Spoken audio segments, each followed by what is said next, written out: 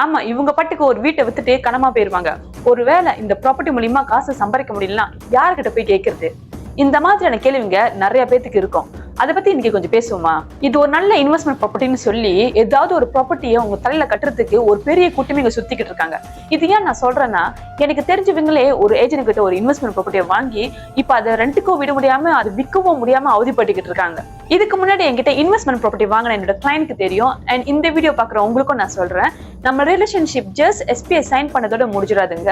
ரெண்டலுக்கு tenant arrange பண்ணி கொடுக்கறதுல இருந்து அண்ட் 10-15 வருஷம் கழிச்சு அந்த ப்ராப்பர்ட்டி நீங்க விற்கிற வரைக்கும் உங்களோட நாங்க டிராவல் பண்ணுவோம். அதனால தான் நான் கான்ஃபிடென்ட்டா சொல்லுவேன், நான் சஜஸ்ட் பண்ற ப்ராப்பர்ட்டி எல்லாமே உங்களுக்கு சம்பாதிச்சு தர ப்ராப்பர்ட்டி.